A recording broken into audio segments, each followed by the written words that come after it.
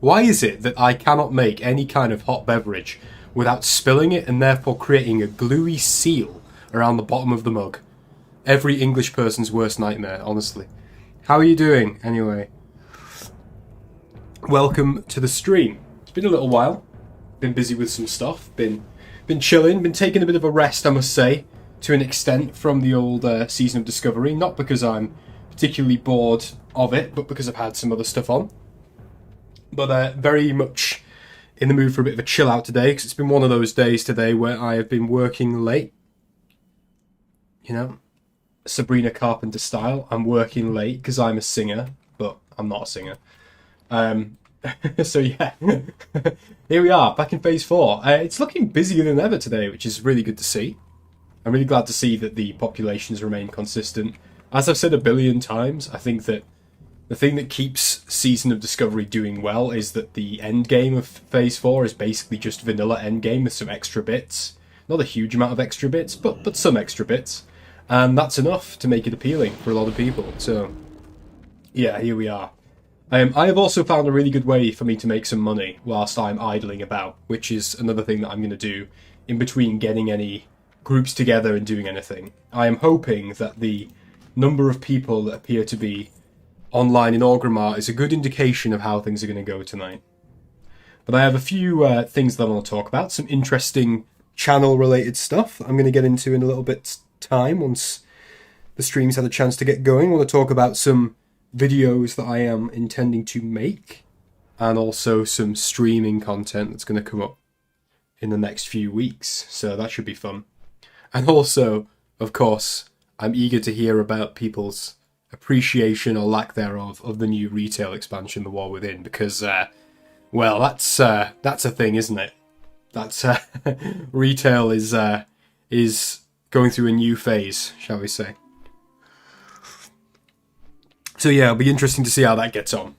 In the meantime, I am going to go to Felwood, because that's where my money-making venture will begin. Now, what I'm doing here is getting, is it Essence of Water, I think it's called? From the befouled toxic elementals in the Ironwood Forest area. I think that's what it's called, Ironwood Forest. I've been doing this a few times, and it seems to be pretty good. When last I checked, each of these Essences of Water sells for like 14.5 gold. And given that I got like 4 of them in 20 minutes, I would say that's a pretty good haul, personally. Getting like 40 to 50 gold in like 20 minutes. That's pretty decent. And I am a broke ass individual. So yeah, gonna do something about it. Nothing like a nice, massive mug of tea. It's not a cup of tea, because we're talking like a pint of tea here, to be honest with you. It's like a proper Stein level of tea.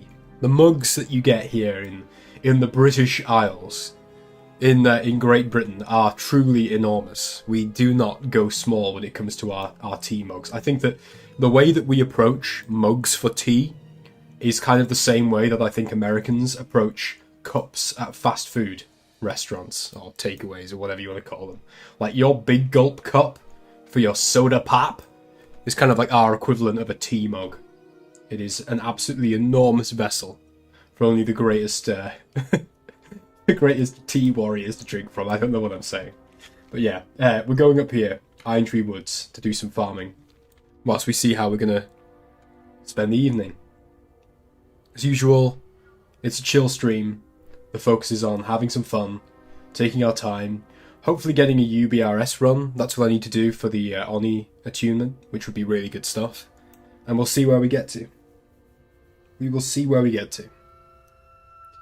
Right. I wish there was a closer flight point to this area, because I have to travel like halfway across the zone. And it's a much longer journey than I expected, but in any event, it should work. I must say, I've noticed as well recently, a lot of people doing Sunken Temple, and apparently people also... oh, that's BRD, right. I thought it was BFD for a minute. Derp. But yeah, a lot of people doing Sunken Temple lately for XP, which is quite nice because it suggests that there's people leveling alts or people leveling their characters, and because of the stability of the population, I think that puts things in a good place. In a bit we'll talk about the interesting mega server situation as well, and I'll give you my kind of thoughts on that and hear your thoughts. But for now, let's get ourselves to the farming area and start doing what we're doing. Begin by making some G's. Some simoleons. Right, okay. My gear is looking better than it has been for a little while. Obviously, I've still got my bad boy Dreadforge Retaliator until we get Sulphurous. I don't picture that being replaced anytime soon. I picked up a couple of runes whilst we were last around doing stuff. And I have got some bits of my set now, and I've got a load of healing gear. So, in the event that I decide to, you know, become a full-on resto boy for the purposes of grouping, I do have a lot of gear in my inv, which should be good for that purpose. I also have set pieces at this point, which is partly why I'm so keen to harvest coins from the world, because really, in order to make that set better than what I've got and make it really good, I need to buff it. And that costs money, and a fat stack of it as well. Right. Pine Tree Woods. Let's make our way.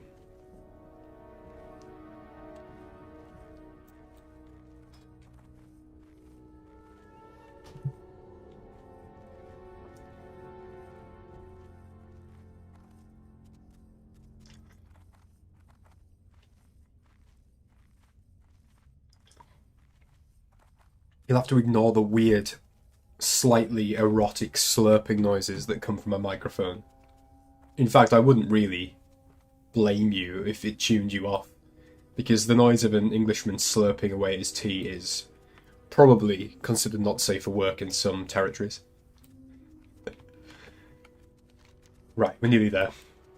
Hopefully I can just get a couple of these quickly. I just need to build up my gold reserves, because, yeah, I managed to get like 155 gold in about like 2 days of like, and when I say 2 days, I mean like in 2 play sessions of a couple of hours by doing this and doing a couple of dungeons. So this is very lucrative, and I didn't see anyone else trying to farm this either. Now whether that changes when we go to Mega Server World, I don't know, but for now it seems like a decent enough approach. I think that I quite like doing this when I'm not streaming as well. Like, I found myself, like, in true old school WoW style. Last week, I found myself logged in, farming these toxic elementals here, whilst listening to an audiobook. I was listening to a Horus Heresy audiobook, Warhammer 40k, in preparation for Space Marine, which we'll talk about in a little while. But yeah, really loving my 40k audiobooks at the moment. And it's great material to have on in the background. There's nothing quite like hearing about the Death Guard destroying some sort of Xenos, innocent Xenos child, whilst doing some WoW. And these guys are only level 53 as well, which makes it a super easy farm.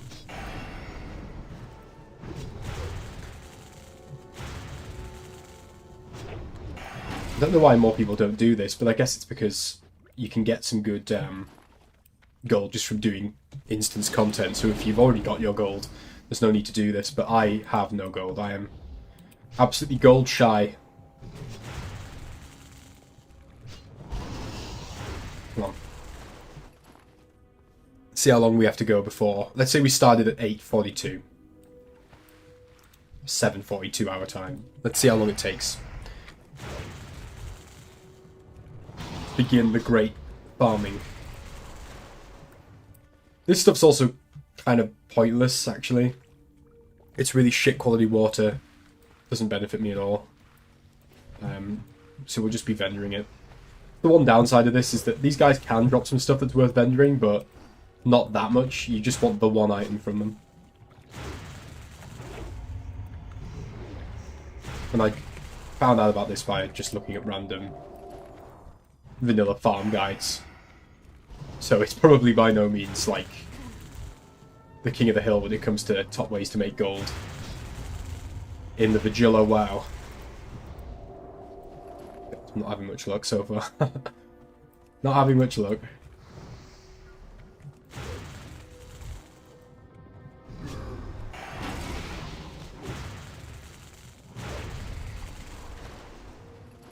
Now, for some people, if they were watching me doing this, they would think to themselves, is this not living proof that classic WoW is a waste of time?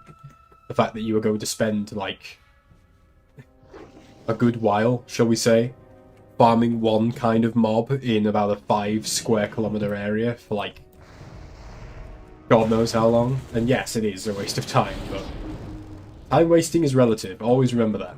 If you're enjoying yourself, then you waste that time. Just make sure it's in moderation. Do everything in moderation. Hell. Just want one, just to remind me that they still do it. That they still do the drops. Let's take on a few of these guys.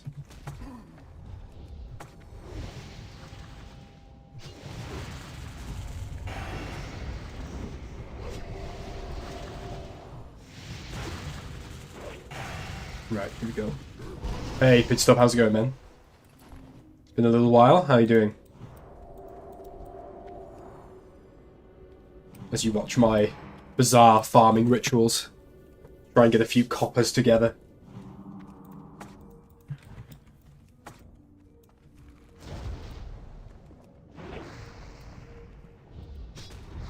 Great, a big miss to start the combat off. Just love it.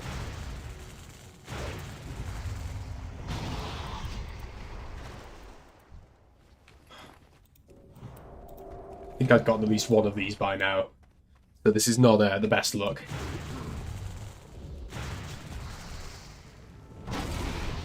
Until I'm getting a group together, it's a decent enough way to get some coin. Yeah, we don't want enchanted water. As you might expect, given that these guys are literally made of water, everything that they drop has something to do with water. You get enchanted water, globe of water, befouled water, essence of water as well, I believe. Like, you get everything from these dudes. And now we need to go back around. If you are watching, fear not, we will not be doing this forever. Maybe for another quarter of an hour or so, try and see if we can get a few essences to put on the old auction house. And then it will be some sort of dungeon time, I think.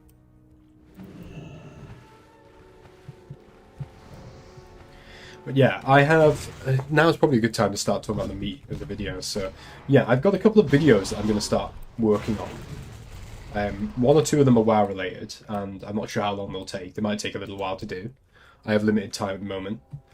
But I also want to make a video about a couple of other games. And the first of those I want to make a video on is Warhammer Online. Because I've been thinking a lot about Warhammer Online recently. For those of you who didn't play it, it was really interesting MMO from around the time of Wrath of the Lich King, and I really liked it. To this day, I consider it to be one of the best PvP MMOs that I've ever experienced, and I would really like to talk about it because I see it as a bit of a real shame, a bit of a missed opportunity to create something that could have really challenged WoW and presented a good alternative to World of Warcraft, something that would have been similar in certain ways but quite different in others. So I would really like to make a video on that. Nice to talk about other MMOs for a change. And as for the streaming, I mentioned this a while ago, but my intention is to stream Space Marine 2 next week, because me and a lot of the people that I play WoW with really, really are into Warhammer. And that game looks fucking incredible. I don't spend a lot of time or money on other games at the moment. It's been a while since I've spent lots of time on games. I think the last one that I really invested time into was Elden Ring. Other than WoW, this is. But Space Marine 2 just looks great, and I'm so into the vibe of it. Come on, dude, just give me one of the essences. If I don't get one of these soon, it's just really not a viable farm. It would be a pain in the ass. Come on. God. At least I'm not filling my bags up with crap, but then again, crap can be vended. Crap can have value. Never forget that. The hustlers out there, crap can have value. Vulgar in 2024. Alright. How much of this essence? I've got 16 of the essence. The enchanted water. None of the things we actually need. Just fucking great. Classic, right? I feel like this guy. Just absolutely sad Pepe ran out. Love the texture on the bark of these ironwoods. Like, look at the little kind of skeletal faces carved into it. It's incredible. It's great stuff.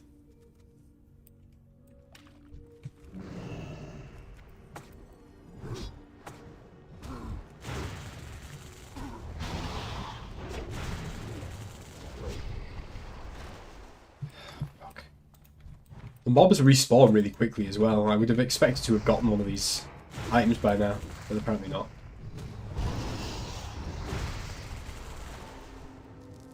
Okay, that's not what we wanted. Annoyingly. But at least it's something different, I guess. We've got enchanted water, we've got essence of water, something like that. It's not enchanted water, that's this crap.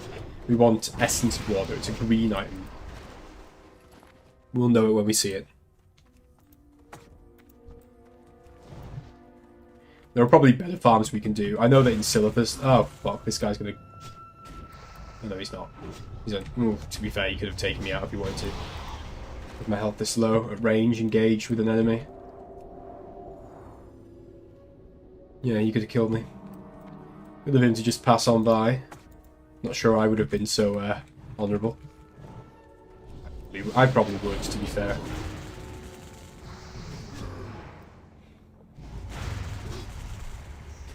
I tried to save my bad behaviour from when I'm playing a rogue. We're going to go until we get one of these, because it's 15 Gs, and I think that that's fair enough. And then I might try another farm, or to get into a group or something. Yeah, I got like 3 of these essences doing this last time, and I was probably doing it not much longer than this, so I'm having bad luck. But that is the nature of the game. You've got to know when to hold them. Know when to fold them.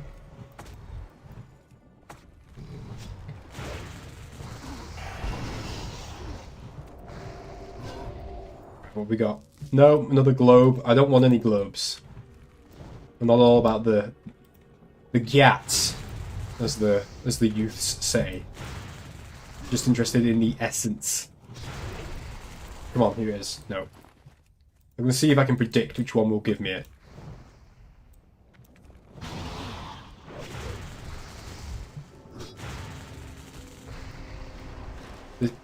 No, I was going to say that one. Apparently not. Right. How much longer do I do this for before I cut my losses? It is very it's gambling adjacent, isn't it? At this point, the farm.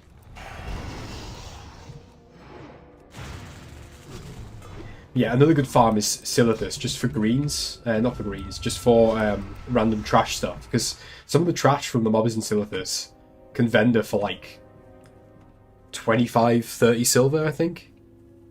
Quite easily, which is a bit nuts, really. When you consider that this is just like random mobs that you can kill dozens of.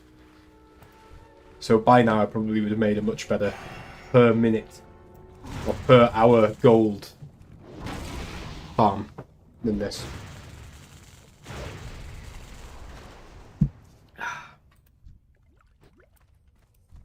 More fucking enchanted water.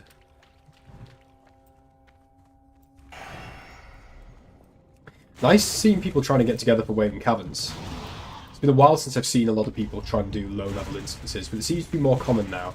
I think there are people playing in more numbers. I think that the end game of max-level vanilla WoW, coupled with the changes of SoD, it does keep people compelled for a while. It doesn't have the same content drought elements that you got from Phase 3. Not to the same degree, anyway. I can see what's going to happen here, by the way. I'm going to get one of these essences, and that's going to then propel me to have to do this for another god knows how many minutes. Some misplaced desire to chase the dragon of the essences of water.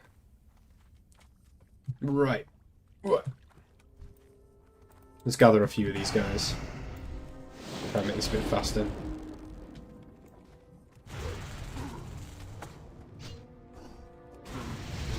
I feel really squishy at the moment.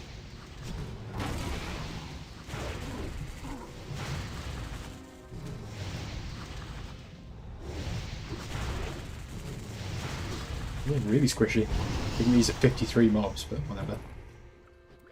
Fuck me. Yeah, I'm going to give it till... do I say I want to give it till 9? We've been doing this for 10 minutes, and so far we've not gotten any. And I think that the average you're supposed to get is like 3 an hour, I guess. So it's not too unreasonable.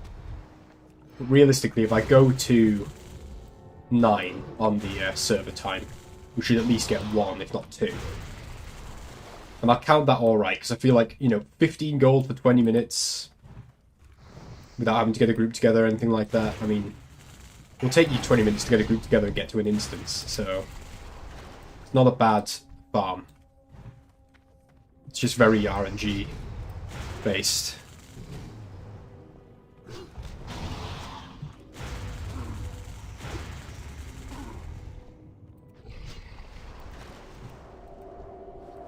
God. Back we go. All right.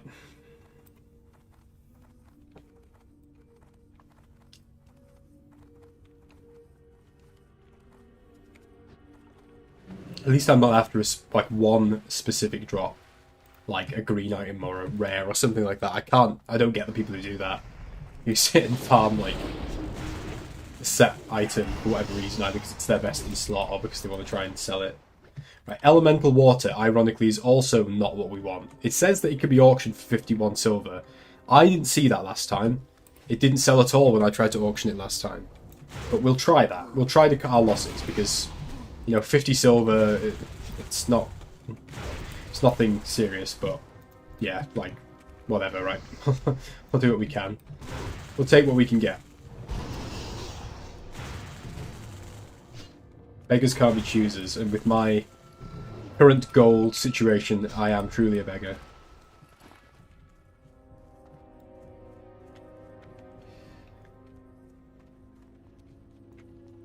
At least they respawn quickly. I think if we didn't have that on our side, we'd truly be lost.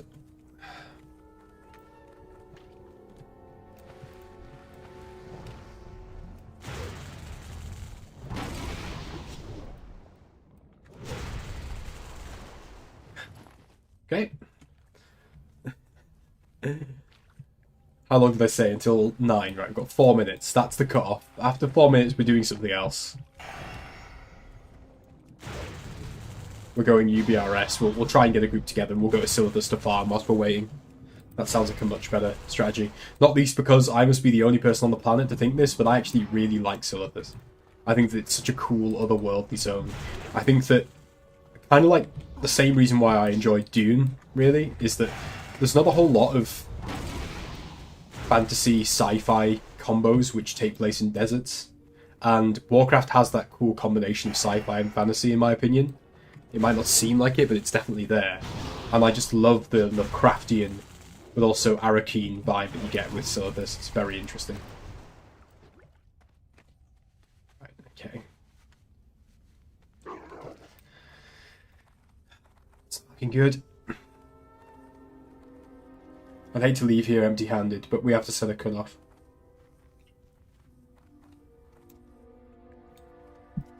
As I said, I know this should work, because I've done it before.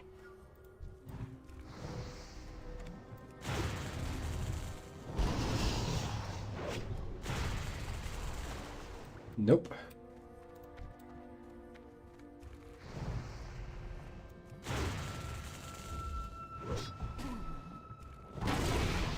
I love those Wind Fury procs. Getting a 60-minute Wind Fury at level 60 is just such a great addition to SoD, must say. Really good addition.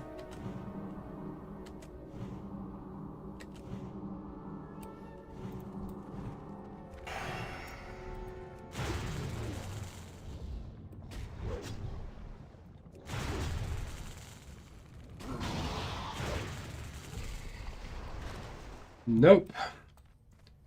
Realistically, we're going to get these next 2 mobs and that's probably going to be it. I've had the worst luck. Me and bad luck do go together, mine, so I probably shouldn't... I shouldn't complain too much. It's not unusual for me to have bad luck with farming and stuff like that. It's part of the reason why I don't do it very often. And part of the reason of why I'm so poor in WoW. That and the fact that I don't put enough time in. But, you know, it's a sacrifice I'm willing to make. I've still got a couple of minutes. Let's clear out the last pack. Let's take it back to 9 o'clock before we do something different. Having a little peek here and seeing what's going on.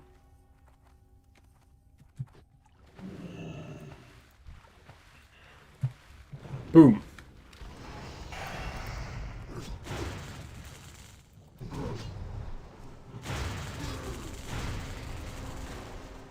Nope. Just heal up and take these 2 guys on and that should take us down.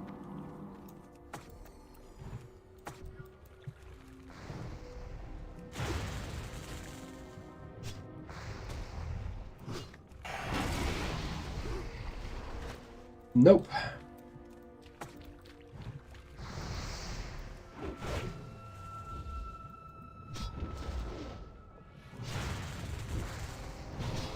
And... no. Great. Well, that was a shit farm. That was a fucking garbage farm. What did we get from that? We got 5 globes of water that, realistically, we're going to get 20 silver from that. We're going to get 20 silver from that, 20 silver from that. So, we're so far on 80 silver from these things. Maybe a G, if we take into account this. And then these, if we're lucky, we'll maybe get a gold from on the auction house, but probably not. So, all of that effort for probably 2 gold. Wop wop. I won't be coming back here then. That was a bit of a shit farm. I'll be abandoning that farming strategy going forward and trying something different in the future. Also, I found that leather isn't really selling either. I think partly because obviously people have got these sets and stuff, so gear is more plentiful than perhaps it was in actual vanilla back in the day. It's very busy here though, which is good to see. But yeah, look, if I look this up, and I put in, I don't know, like essence of water, this, yeah. These go for 18 gold 50. So if we gotten a couple of them, we'd have instantly earned, what, like 36, 37 gold for our time. And if we'd done that for 20 minutes and made 37 gold, that's good. As it stands, we kind of got shat on. What about elemental water? Is that going for anything? Basically fuck all. Basically fuck all. Oh, hang on. Let's try, shall we? Is this stuff selling for anything? No, it's not going to be selling for anything, is it? Waste of time. Alright. Let's have a look at what groups are going on.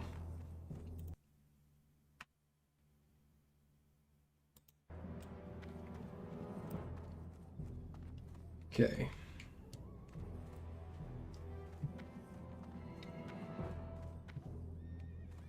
Even if we do get a group for it, I don't really want to set foot in Molten Core until I feel like I've done more gearing, because I kind of want the vibe of it. We'll try and join this.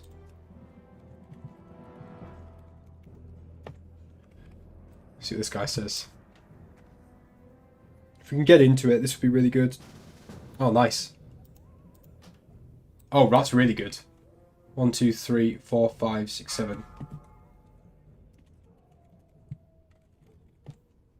That's good. Hey, Monster, how's it going, man? Well, I'm glad that I'm suggested. You know, I used to stream on Twitch, and I made a kind of decision, partly because I already had a YouTube channel, to go back to streaming on YouTube, and it was somewhat motivated by the fact that Twitch seems really bad for discoverability. Like, it's very hard for you to have anyone randomly stumble across your Twitch, because obviously you're listed based on how many viewers you've got, so it's basically impossible to start off without a following. So I'm very glad to see that you've been promoted or sent here by YouTube. How are you doing? Are you having a good night? Thanks for dropping on by, as I try to get into this group for UBRS without getting kicked out of it. Okay, this is going really well. So there's 7 of them. I can count, you see, so that's a good start. Yeah, unless you're in the top view account, you've basically got no chance. So it's kind of sad, because it basically monopolizes streaming amongst those who've already got a following, which, you know, well done to them for getting that following, but how is anyone else supposed to ever achieve that, regardless of their ability or enthusiasm or anything like that? So yeah, not to be too salty about it, but it does seem like a bit of a rigged system, shall we say. Okay, my inventory is absolutely disgraceful. No one look at this. Don't do it to yourselves. Okay, I'm going to start travelling towards UBRS now, because they just need DPS. And realistically, they're going to find that quickly. DPS a dime a dozen. My god. I have no free space anywhere. I really don't have free space anywhere. Ugh. I don't need all of this inventory space. Right, I'll get rid of this. Get rid of this. Get rid of this. I should just sell these things. I'm being lazy. What else? See, all this is my healer gear, and I like to have it on me. It makes me feel safe to have it by my side. I want to have as much space as possible as well, so that I can collect as much random rubbish. What do we want to get rid of? You know what? I'm going to get rid of the fishing pole and the skinning knife, because ultimately I can just buy them from anywhere, so sod that. Okay, we'll go with this. It's messy. Let's just ignore it and get travelling.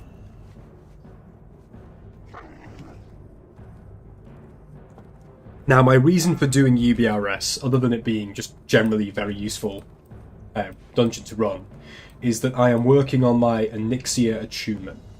I believe it is this. For the Horde, I need to get the head of Rend Blackhand, and for that I will get a load of trinkets, none of which I believe are my pre-raid best in slot, so yippee.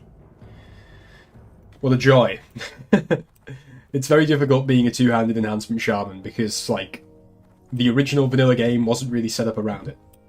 So some of the gear choices are a bit odd, shall we say. Oh great, this is the Zeppelin that we need, arriving as we speak, which is fantastic. Let's start making our way.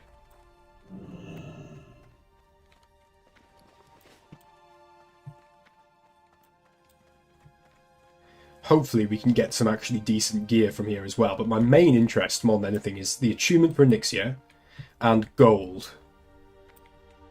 I'm like one of these goblins here. I have a lust for gold right now. I'm in desperate need of a mount. You can do a fast LBRS after if you want. A fast LBRS? Well, if people are geared, I guess it can be fast, but fast is relative. Right. Do I have everything that I need? I've got the buff, the boons. Should I need them? Did I repair? I don't know if I repaired, but I can repair anywhere. No! Fucking hell. Someone's not very happy. I don't know what's going on there. Yeah, I've got everything that I need for this. Should hopefully be in a good position. It sounds extremely noobish of me, but I'm trying to remember where the entrance to UBRS is. Obviously, it's in the mountain. Is it the same entrance as LBRS? You just open a different door inside? I don't think it is. I think it's a different start entirely. I can't remember off the top of my head. Someone will correct me, I'm sure. I've got loads of people on the same Zeppelin who are going to this dungeon, so should be in a good position. What have we got, actually? We've got Rogue, Priest. Same entrance, thanks, Monster. I thought it was. Isn't it that you go in and then you unlock a door? Yeah, exactly, yeah. You unlock a door not far inside, if I remember correctly.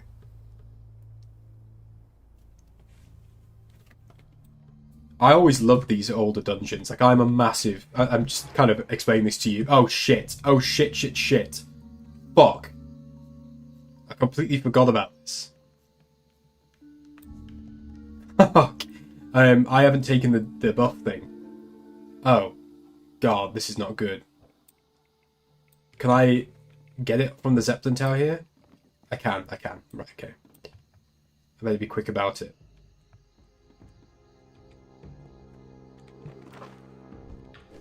Oh shit, oh shit. Oh, bollocks. Okay, this is embarrassing.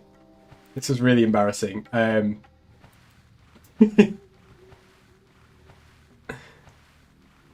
Fucking blood moon. Completely forgot about the blood moon. I resist the call of the blood moon. Okay, good. Right, good stuff.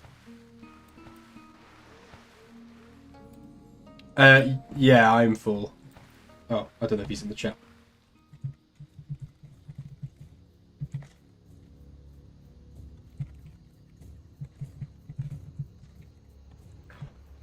Hopefully we'll get a swift UBRS, then we can move on. But yeah, I was going to say, Monster, I am a massive fan of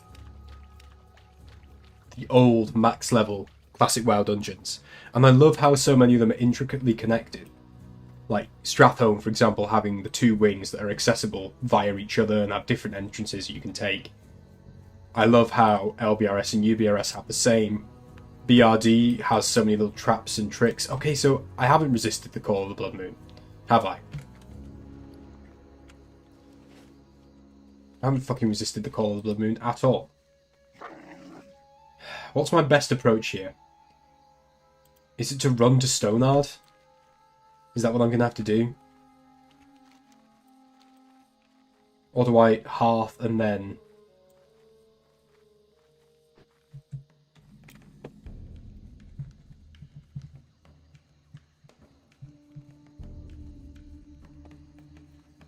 Am I going to have to do that? Or is it better off that I hearth or can take the other flight? I'm going to do this. I think this is my chosen path. I'm going to fucking run all the way.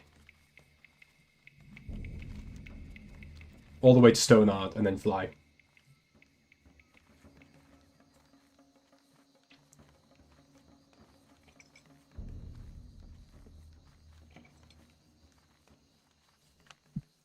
Annoyingly, Mark's just come online. Despite the fact that I've just gotten into this group, which is a shame. Could have joined. But it is what it is. Got to take the opportunity whilst it's there. Haven't played Vanilla as Horde, so honestly only have suggestions that would have an Alliance person. Sorry. Yeah, I originally was an Alliance player, too. Back in the Burning Crusade when I first experienced this sort of content.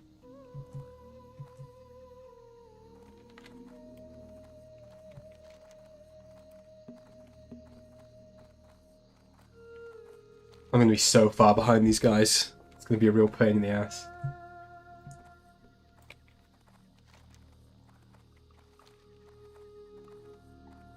Yeah, I think it would probably have been faster to go the other route now that I think about it. So I'm going to have to go through Duskwood, to Deadwind, and to Stonard. I should have remembered about the Blood Moon. This is totally on me. I don't even have a fast mount. Oh. Alright, cool. To be fair, I could just go back now. Yeah.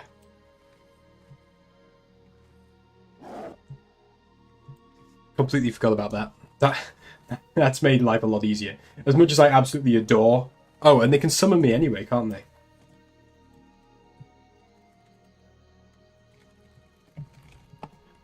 They can summon me anyway. Apparently they've got a Warlock. Yeah, they do. Ideal. Yeah, fucking great. So all of that was pointless anyway. Much ado about nothing. Let's make sure that this guy's got... Oh, he's not here yet. Make sure that he's got that loyal alpha, beta, sigma buff.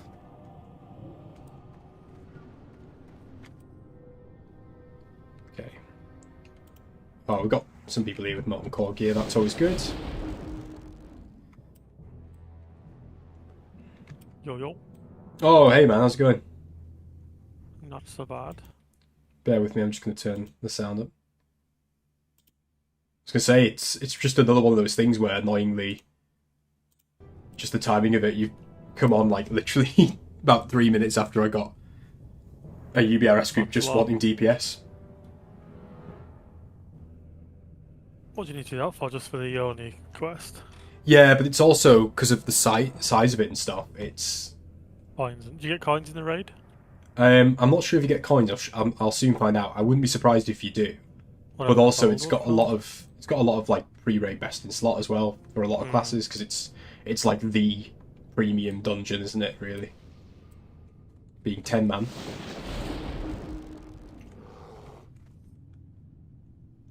I'm trying to think if I've ever actually done UBRS since back in the day, because I never did it on like Classic 2019 Classic. I definitely did it back in like the Burning Crusade. It's probably the first time I've done it in like level 60. I did it in proper Classic. Yeah. Where's the fucking tank at? I was just saying before about Space Marine. I'm very much looking forward to that. Yeah, and all the reviews seem to be quite good as well. It looks good as well. You know when you can like watch gameplay content of a game and it kind of speaks for itself? Because a lot of... I'm quite often underwhelmed by Games Workshop games, because a lot of them just throw away little things, aren't they? They're not proper games. It's weird, isn't it? Because I'm sure, obviously, like, you're slightly older than I am, but like, there was a time where it was basically hardly any GW games. Like, you had Fire Warrior, Dawn of War, and that was basically it for years. Do you know what I mean? Like, there was a few games in the 90s, and then it was basically just very few games until like a certain point in the mid-2010s, where they kind of like went, yeah, let's take the opposite approach, and suddenly it was, you know, Vermintide, Warhammer Total War, Space Marine 1, all of the shitty mobile games kind of went ham on it.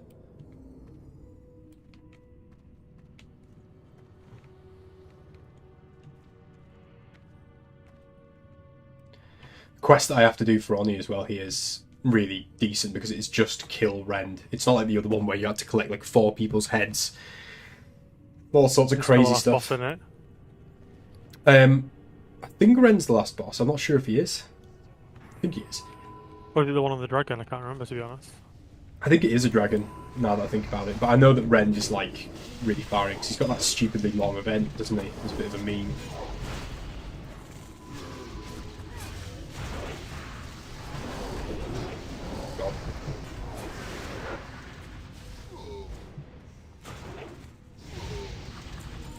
Oh shit. Rare dropped on like the first pack. It's nuts. You know what's hella fun though? Rot Warrior on retail. I saw a really sad post about retail WoW earlier today. It was basically just a guy trying to understand why it was that he'd done 10 dungeons and no one had spoke. And he was also saying like, I've done 10 dungeons, no one has spoken to me at any point. I died on the last boss on one of them with a paladin in the group and asked for a res and got ignored. Yeah. And I thought, well, yeah, that's why I'm not really interested. It's not a social, it's not a social game at all anymore. Like I said, the only time I've heard anyone spoke at party is because it was the first time I was doing a heroic and I didn't know where I was going, and someone said, "Why are you going that way?" Yeah. And that's like, you know, the only. Yeah, I mean, I was like, this is my first time in here. That's why. The thing is, though, is that I think that my experience with retail, and I've not played it in ages, really, but my experience in recent years was just always that people are more likely to speak to you to tell you that you've done something wrong than they are to actually either want to socialise or help. And I think part of that is like on an individual basis. Like, if you want, you can like be part of the change. Like, you can be somebody who goes out of their way to try and like encourage people to talk. But even if you try that a lot of the time, it's just like you're the one talking, and you know everyone else is kind of like side-eyeing you behind their screens, thinking like, "What the fuck are you doing talking to me?" Damn, that's green. There's rares all over the place. There's been 2 rare drops from 2 packs so far in this dungeon. One was the Warlock tier set cost, and the other was a ring. It's loot all over the place. Tons of greens as well. It's probably a good place to come to farm stuff, to be honest. They will be, won't they? I think LBRS is quite good generally, isn't it, for Yeah, just like greens and shit. I think you've also got to think about your numbers, don't you? Obviously, with UBRS, if you've got 10 people, you're going to get half of the loot, realistically. Oh yeah. It is cool, though, being in a 10-man group like this. It's nice. Feels, you know, like a raid, basically.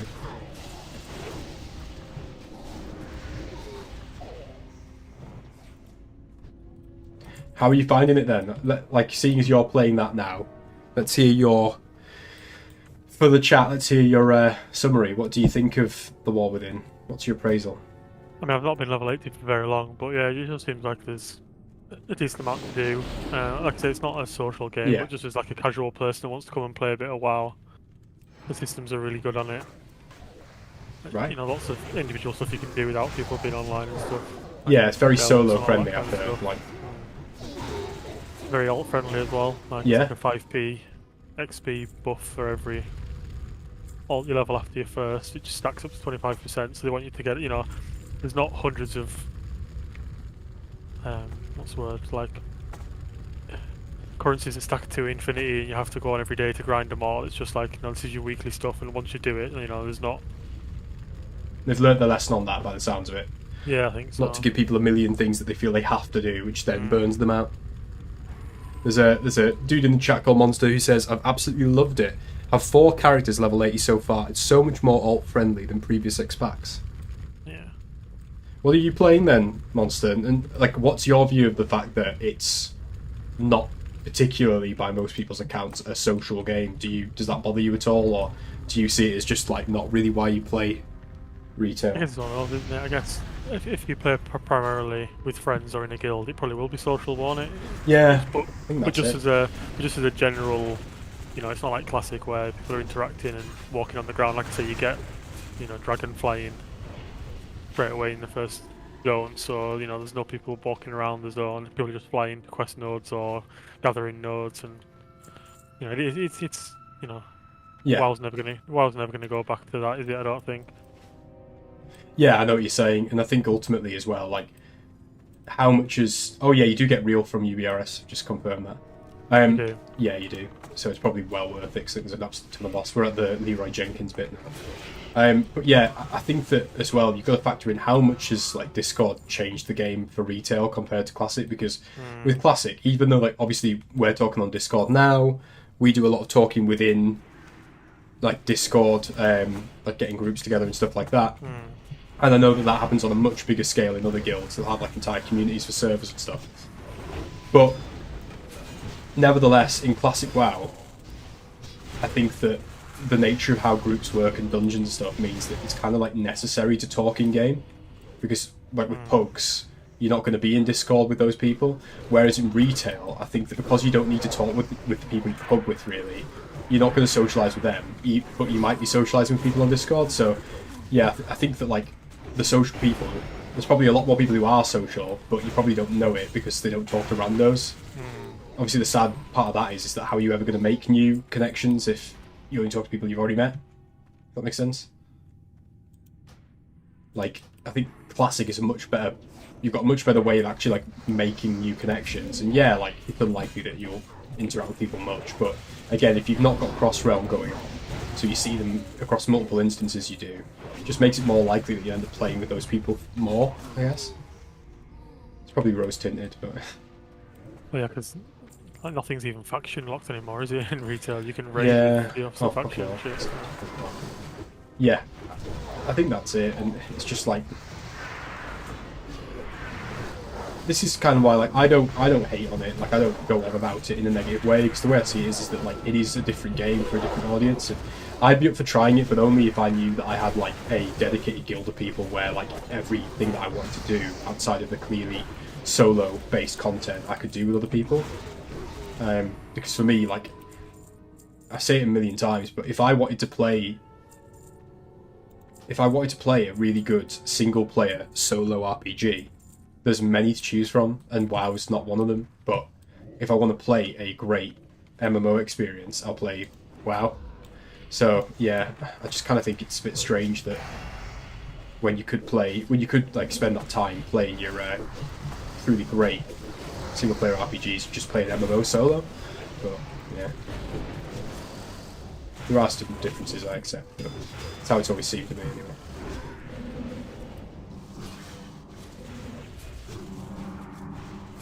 Do you know at all with Space Marine, is it that the campaign is co-op, or is it just that you can do... Yeah, you can do the campaign 3-player co-op, I think. Oh shit, really? As far as I'm aware. Not just because there's like PvE missions as well, isn't there? Yeah. But I think you can do the co-op. I think you can do the campaign co-op. I can imagine you would, because like, in the first game, did you play the first one? No, I was going to buy it recently, but it's still like full price or whatever on Steam. So I thought Really? there's no point. It's like 40 quid still or something. So I was I like, wonder if it's not been on Steam until recently or something like that, but maybe. potentially. I've no idea. But yeah, no, I think that with that one, I know from having played it myself, like, the whole basis of the game is that there's 3 members of an Ultramarine squad. So, like, it's probably going to be the same where you're either playing with 2 AI bots who are your squad. I'm pretty sure. I'm pretty sure that's the review that I saw. Yeah. Someone said, like, you know, the AI is not particularly great if you're playing with, you know, if you're playing without people and you're playing just with the AI bots, if you like. More so that Yeah. the enemies target you, and they never tend to target your 2 AI bots. So you just get paneled, you get paneled a lot by the bosses. Yeah, I can imagine. Oh, this is going super quick. I think it's crazy because obviously like, the dungeon's pretty much the same as it was in vanilla, where you've got 10 people, a lot of whom have got like buffed gear that wasn't in vanilla, and obviously super buffed abilities.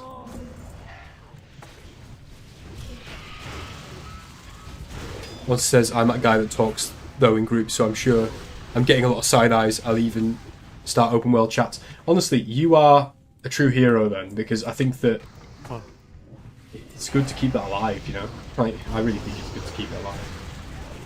For a long time, like, I considered, because I used to be on one years ago, I considered re-rolling on retail on an RP server, because at least with RP servers, there's limitations on cross-realm. And people actually interact a bit more. But sadly, these days, even that's quite diminished. Which is a real shame, so...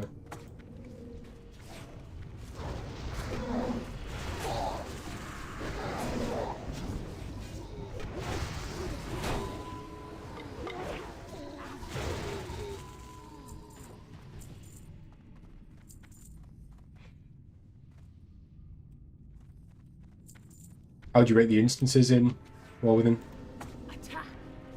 Yeah, it seemed pretty good so far. You experienced much of the story? Is the story alright, or is it shit?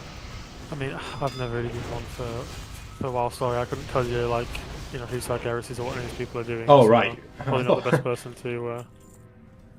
I thought you'd be well into all that stuff. I mean, to be fair, it does give you a heads up that there's like a summary as you're loading into the game. It's like, we did this, and then we killed this person, and then it's got, you know, so...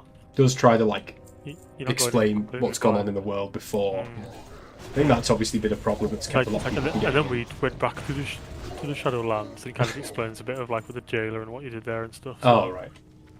Well, I guess that's better than just letting people drift through for...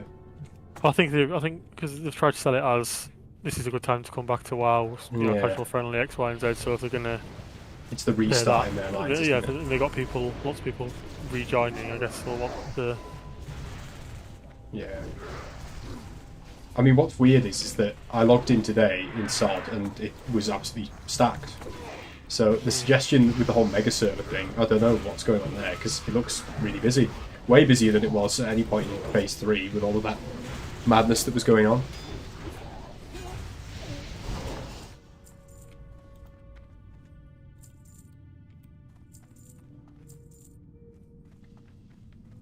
So is it the 9th then for Space Marine? That's when it comes out. Is that when we're going to do it? The 9th is, yeah, I don't know if it's like midnight the 9th or... Oh yeah, I think it might be. I think I I'm had not this sure. conversation with Clue actually.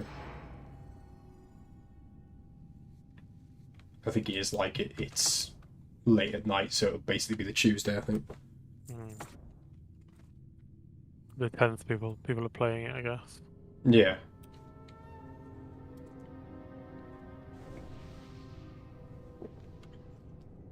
If it's going to be me, you, and Clueless, we'll have to see how we get on with that. A lot of downtime in retail until the 10th when Season 1 starts, so you're going to just have a lot of people chilling in SoD, and then until then with their subscription time. That's true. That is true. Although I do think, Monster, that there's not as much of an overlap between people who want to play a lot of SoD and people who want to play a lot of retail. Like, they are different. I know that obviously I'm talking to Mark and he's playing retail right now, but I think there are a lot of people who play retail and might touch SoD, but I think there are a lot of people in SoD who just aren't that bothered because retail is very, very different. But I could be wrong on that, who knows? You know, I don't mind where people put their time into. If they want to put it into retail, and so be it. Ultimately, I think it's good that the consumer gets access to 2 games for the price of 1. God knows Blizzard have tried their best to milk as much money as possible out of the expansion, as usual. So yeah, I mean, I do have some respect for them for the fact that SoD is effectively a free game if you play retail WoW, isn't it? But, Or the other way around, because it's not like SoD isn't worth £10 a month, is it? So yeah, it's well worth paying £10 a month for, and you can play retail if you wanted to, whatever. exactly. I mean, you got to think about like what you're like if you had to put a minimum wage hourly rate on your time, for example. Like how many hours a month are you putting into SoD? Like, you would make that back. You would say that you've earned it well over, many, many times over.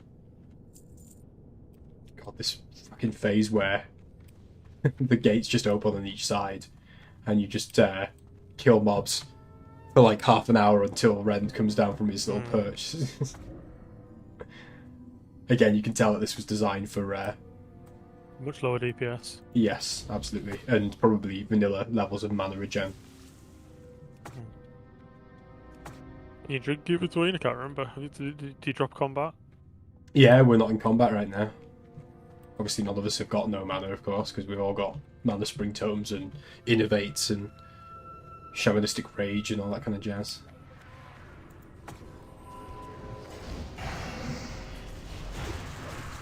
I would be tempted to try the War Within if I knew that I had like a lot of people to play it with. Don't get me wrong, like I'd be well up for trying it. It's just obviously without that, I think it would just be like just playing completely solo. I think with the interest in playing Space Marine 2, it's kind of like there's no point starting now, if you know what I mean. And by the sounds of it, it doesn't seem like there's much loss in starting later on anyway, if one wanted to. No, like so there's 2 weeks until the actual mythic. Yeah. MZ. Well, I think M0 unlocks first on its own or something. Right. And plus, I'm not entirely sure, to be honest. I've not properly looked into it. But what's your view on like Mythic Plus and stuff like that?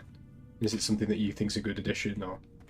Last time I played retail, it was basically to do that because I couldn't properly, with work and that, schedule in raids. So just it's like it's just another way. It's just another form of content, isn't it? I guess.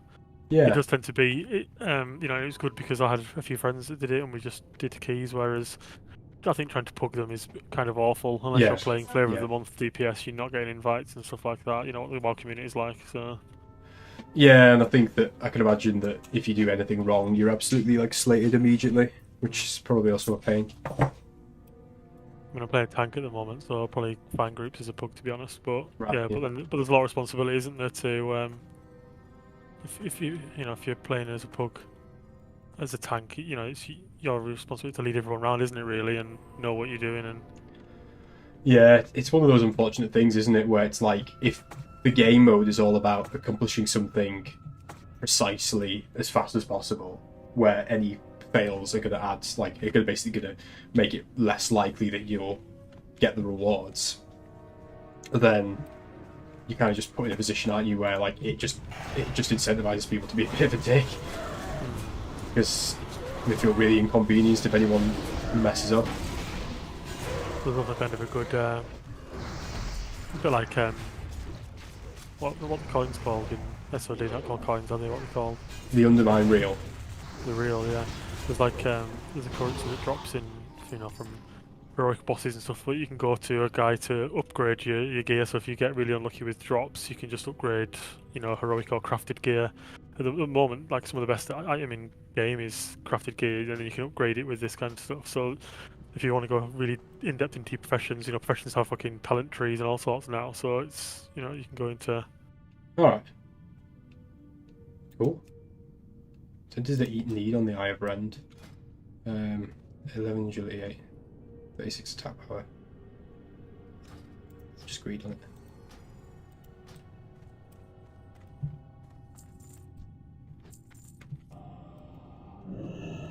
Yeah, I'm Sorry. not 100% sure how much I'll play it for. Like, I'm not saying that I'm definitely going to play it for a long time, but.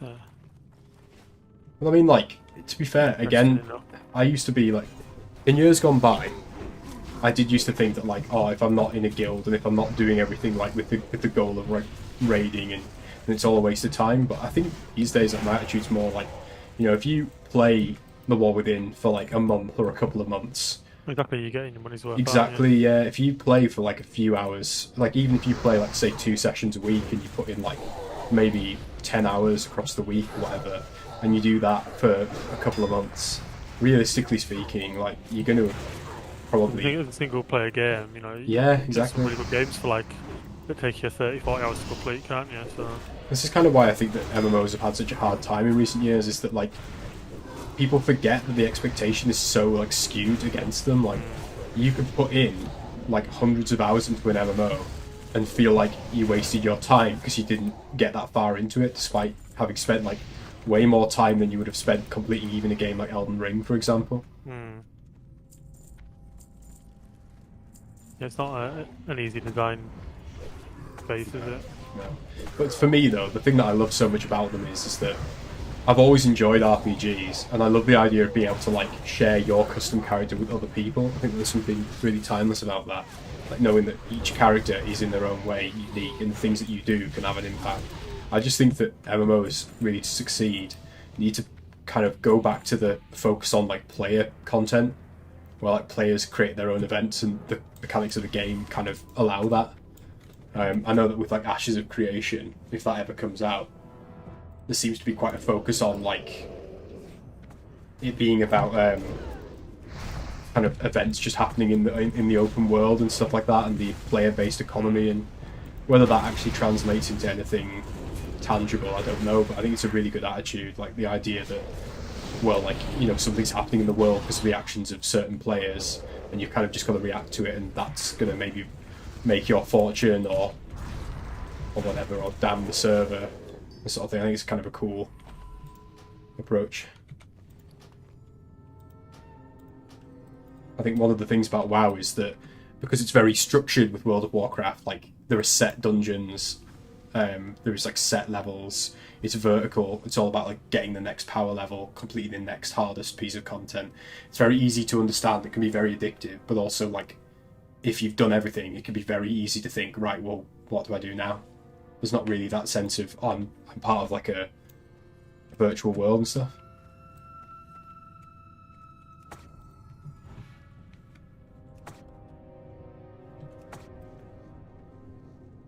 Monster says Mythic Plus equals the coordination of a raid very quickly over and over with no communication. You definitely want a guild group for Mythic Plus spam. Yeah, I can imagine.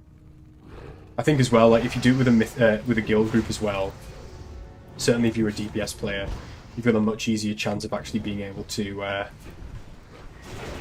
do it at what's a reasonable gear level. I think that if you do it as a punk, there seems to be this like obsession that you must like you must have better gear than what actually drops at that point a lot of the time, which is just bizarre. Like I remember seeing this all the time back when I played retail. That's just a retail thing. Like Yeah. SoD does that. It's ridiculous. People, Yeah. People in the community are just pretty awful, to be honest. But yeah. To be fair, I think I'm doing a custom boss from that they put into UBRS here. Pretty cool. Like the beast boss, like the core hound. Apparently if you drain his mana shit, that's fucking great. 15 agility and chance to hit. 30 attack power. Yeah, there's that boss that Yeah, for Lord spam. Valthalic, I think he's Drain called. mana on it by like warlocks or something, don't you? Yeah, you basically drain the mana of the dead creature, I think. I'm gonna need on that necklace and see if I get it. Yeah, you drain the beast of its mana, and then basically you fight the boss after that. Quite tough actually. Killed a few people, not based on like mechanics, but more just that like just does shitload of damage with AoE Shadow Bolt, I think.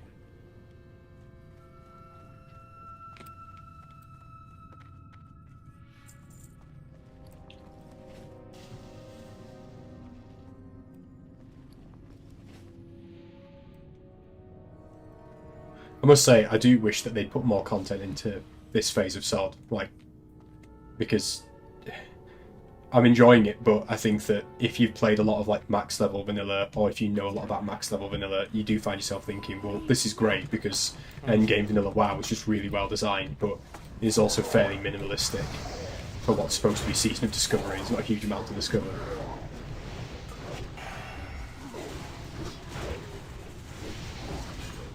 I do wonder whether or not like they'll actually put a bit more time into it once the kind of hype of War Within starts to die off a little bit, if that happens. When you feel like, right, okay, well, this is the next thing that we can put content out for, so let's do that.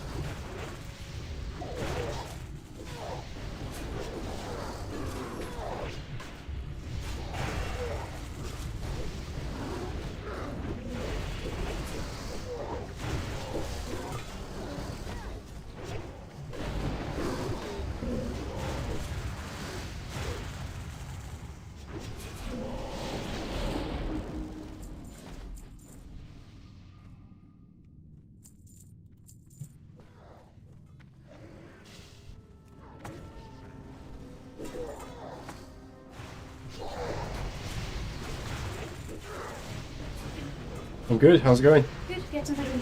Yes, I have. Oh. Decent day? Yeah. I'm aware. I just thought I might Xbox and be able to say it at some point today. Apologise.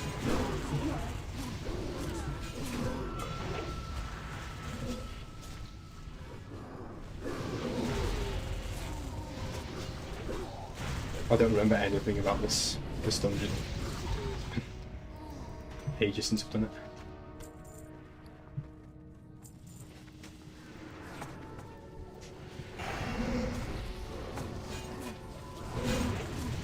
Being a kobolds and candle instant, all I can hear is you will not pick candle every 30 seconds. Kobold's a big thing of this. No, for some reason. I think it's because delves are a thing. All right, okay. So they've themed a couple of delves and one of the instances around it. It's actually it's about whatever fucking spider race is called quite a bit. Nerubians. Mm. So is like a delve's like dungeon size just for solo content? Yeah, and, like scalable, so you can choose what tier you do and you get different rewards and stuff depending on. Right, fair enough. Sounds a bit like Torghast. Yeah, I didn't like Torghast very much. No, so I think neither it's a did better I. version, but yeah. I think Torghast was one of the many things in the history of WoW where it's like, good idea, poor execution. Mm.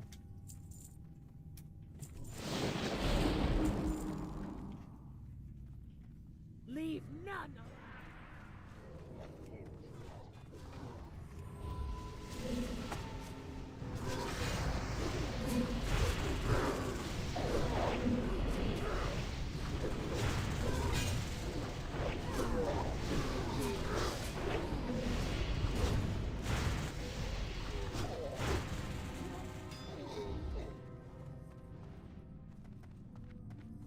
Oh yeah, General Drakasap, he's the last boss if I remember correct. He's the one that's got the badass like cleaver sword thing.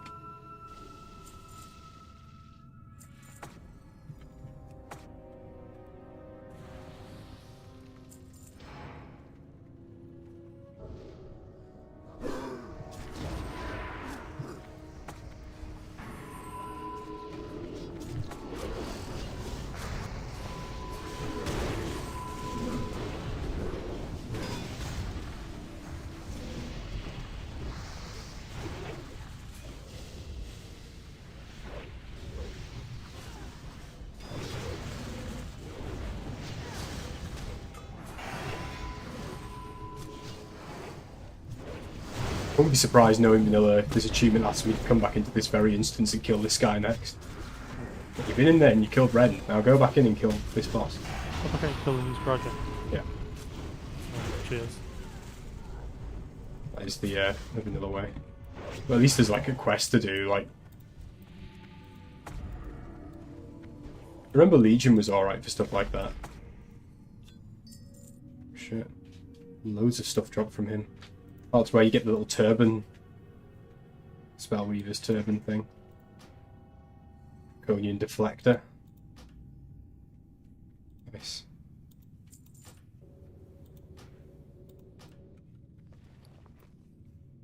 Yeah, got a couple of greens from it to vendor and necklace that I needed on. I think that's that done. Yeah. It was very quick. I think I was only in there for about 20 minutes.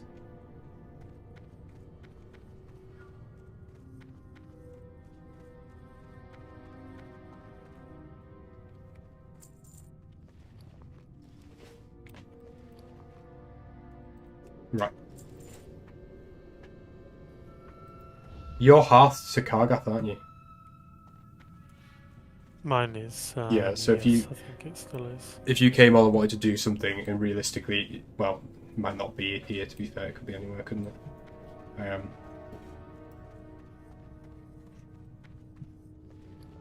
I thought I'd get more real from that. I think I only got like 4. Or just half. Yeah, no, that was decent. That's that. That's that dungeon done. That was actually really fast. Surprised how quick UBRS is compared to the other ones. How much real did you get for it? Do you know or not? I think I only got maybe like 4 or 5, Hmm. but it was, like I said, it was only a short one, so not such a big deal. A couple of things to vendor though, which is good. Greetings, traveler.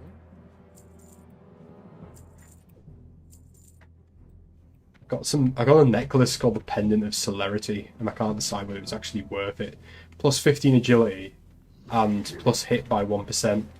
What I've got currently, I think was from one of the wild offering items, and it's plus 6 strength, plus 9 agility, plus 10 stamina. So this is like 6 more agility. Oh, it's also got 36 attack power. Actually, yeah, no, that'll be miles better then. Oh no, it doesn't. Sorry, I'm looking at a different thing. It's 6 strength, 9 agility, 10 stamina. Let me see what difference is if I put this on. So I lose the stamina, but I gain plus hit. Oh, apparently it's way worse. Yeah, well. I always found that a bit weird about vanilla, how you can like get an item from one of the later bosses of UBRS, and it's significantly worse apparently than the one that you get at like level 50. Few things like that. I remember there being people in Sunken Temple who were still using the trinket from Black Fathom Deeps.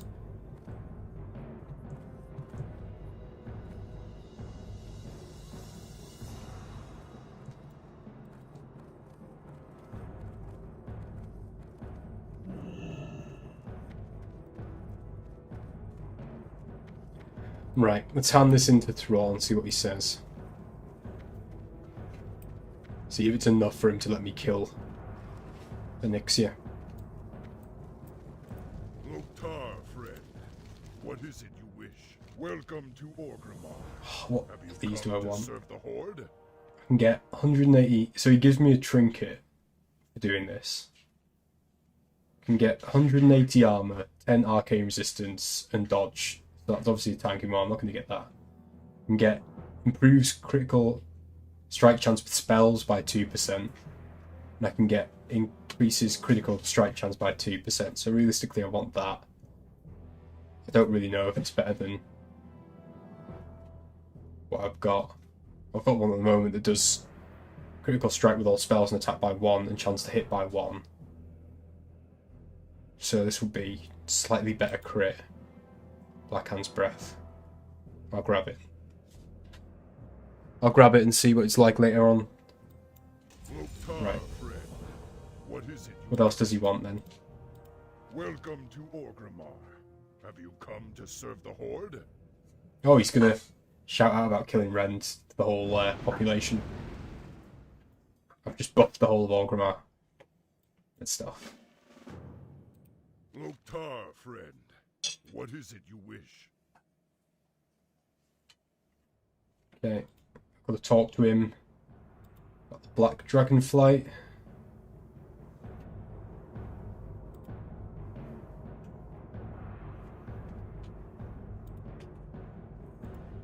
Okay. Right, okay, I think I'm ready to kill Onyxia now.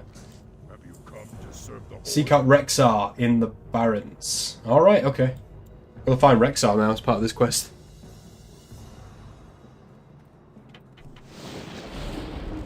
May as well do that then.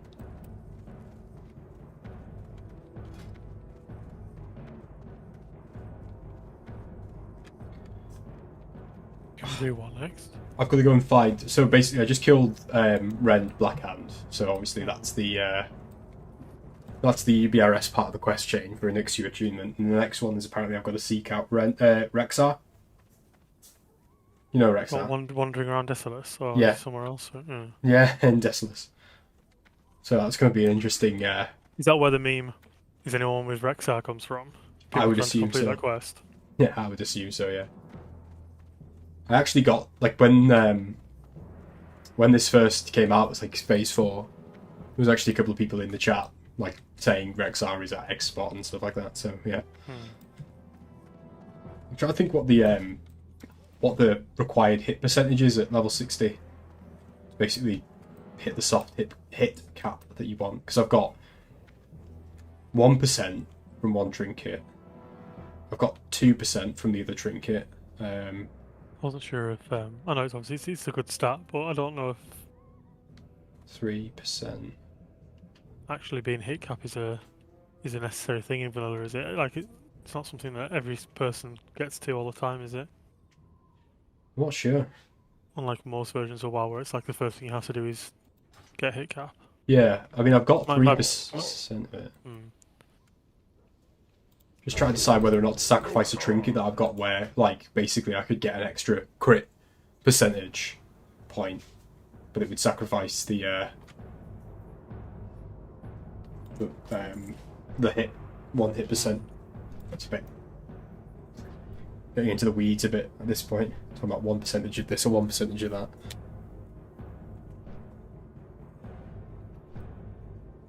I'm done with that though, by the way. So if you do want to do a dungeon after, just let me know. If not, obviously that's all good.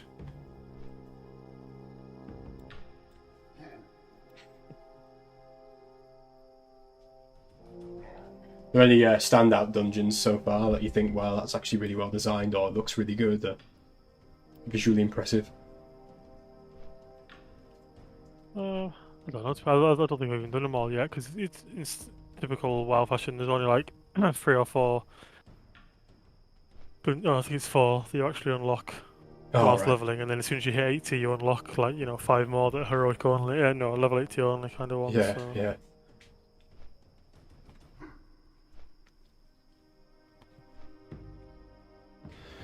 That's been a thing since like the Burning Crusade, hasn't it? It's not a shocker out. But... It is crazy though. Like we talk about retail expansion, it just makes me think how different it felt when back in the Burning Crusade. Obviously, that was an expansion, but that felt like an absolute massive event. Like people queuing up to get it and stuff. Now, like, I know they're trying to make it that like this is the new dawn and all this kind of stuff, but far cry from the like cultural event it was for the first couple of expansions. I've used like footage in a few of my videos over the years where it's like launch night, live launch night footage from like Burning Crusade and Wrath. It's crazy how into it people were back then, and also like just shows you how much has changed over the life cycle of WoW. Like back then, you know, actual game stores full to the brim with boxed copies and people queuing outside at night to get them. Very, very different vibe. Now it's just like, will you buy the pre-ordered version to get it a few days early? can download it a few days earlier. Why surprise? Yeah.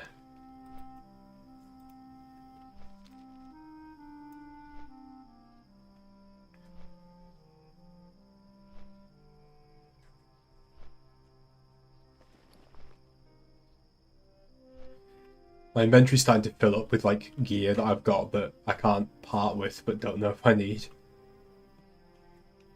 I've got like about 10 items that are like either healing set stuff or for another thing I need to make a bank on.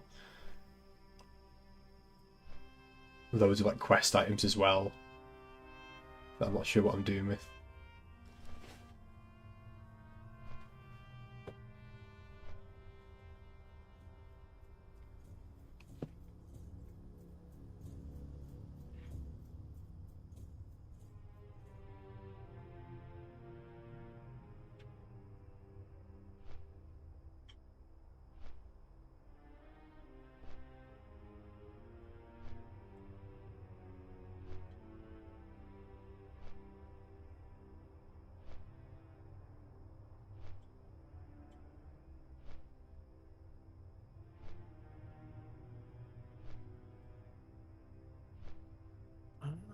Look off then.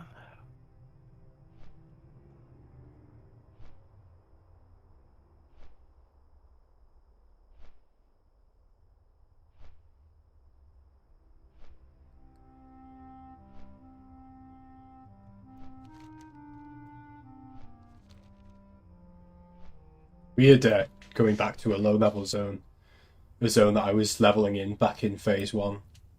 Feels like a long, long time ago. I think there was a real buzz about this back then as well. Like, I think that even though it's doing seemingly like fine now, I do think that back at the launch of Season of Discovery, there was like a feeling that this was something pretty cool. Well, it's because before we knew that the devs had basically been cuckolded and given no cash to actually develop it. Well, that's it, isn't it? I think that no one actually knew what We the actually scope thought would it be. was actually going to be Classic Plus. Yeah, yeah. And I think in phase 1, even with it being like fairly limited, people still gave it the benefit of the doubt because it was like, right, well, this is only going to level 25 anyway, so like, how different could it be anyway? But I think that the real indication was probably phase 3. I think even like phase 2, I think the Blood Moon event was a big enough thing, and like Gnome Regan was different enough that it still felt like, yeah, they could probably do something quite different. But then you got to phase 3 and it was like, right, there's very little content here, very little change. They had a really, really great instance to play with in Sunken Temple, yet rather than like expanding it, it just felt smaller than the original version. The Phase 4 announcement and actually what they've put into the game is even worse, right? It's just because it's open at level 60 and a lot of endgame content that Vanilla had good endgame content anyway that saved it. It's not really what did Phase 4 offer us. Yeah, You can go to all the dungeons that you used to be able to at level 60. Well, this is it. Is that really your announcement video? This has kind of been like my take on it as well, is that I think that like there's a lot of people playing, based on my experience, there's a good lot of people playing Phase 4 and enjoying it. But You're playing it because Vanilla's a good game, aren't exactly, this is it. The end game of Vanilla's a good game, and there are a few things that they've added on, but basically I would kind of say it's like, imagine Vanilla WoW as being like a cake. This is like the same cake, but it's got some like sprinkles on top of it. Oh yeah, because like I say, I had a Druid 60 on original, and it was dire healing as a Druid, especially because you could only take one because you couldn't both rejuve the same target. You couldn't, you didn't want to put too many buffs on people because you didn't want to knock off the one of the important world buffs that they had because you could only have so many buffs, couldn't you? 30, whatever it was. And, yeah. So lots of little changes have just made lots of classes and things more viable, haven't they, and more fun. So it is basically Vanilla Classic with a balance patch, I would say, almost. Retail sprinkles, says Dashus. Yeah, arguably. I mean, I do agree with what you're saying though, Mark. Like, there are some things that they've added that I am very happy with. Like, I'm playing a two-handed enhancement shaman. Like people wanted to play it in vanilla and they tried, and in some specific instances, mainly PvP, it did work, but it was nowhere near viable, really. Whereas this is, and it's actually quite strong. and I like that. But really, we had Season of Mastery. We've had the season that was supposed to be about tweaking the difficulty and messing around with like a bit of stuff to do with how classes played. That, as far as I'm concerned, that should have been what Season of Mastery was. The whole idea of this discovery thing, and I don't like calling it Season of Discovery because even though it's the name, the whole seasonal approach I think is just a bit of a cop-out, but the whole idea with Season of Discovery was supposed to be that you were discovering new things in vanilla WoW. And really, that has been quite limited, I think. Like, if we were to go through the things that they've added, realistically speaking, they added one new dungeon, which is, in my opinion, probably, strangely enough, I consider it to be the weakest dungeon at end game, because it's just, like, visually so boring, thematically so boring. You are basically just clearing out mobs that look exactly the same as the mobs in the area, in an area that looks exactly the same as it does in its non-instanced form. You compare that to, like, Scholarmance, or BRD, or, like, Stratholme, Diamore, like, any of them.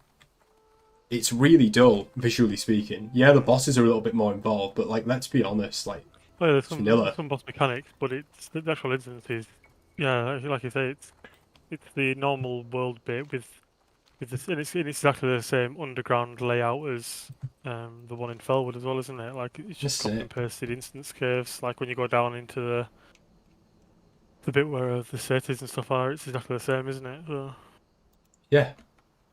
And, like, this is it. Like, you can say that, oh, well, it's got the redeeming feature of having better mechanics in it.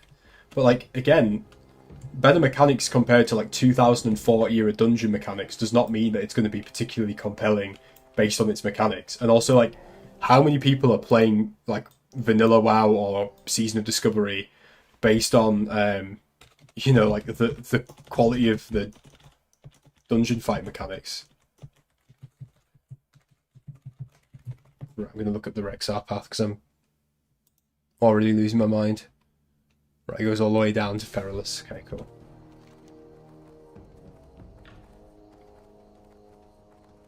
Yeah, right.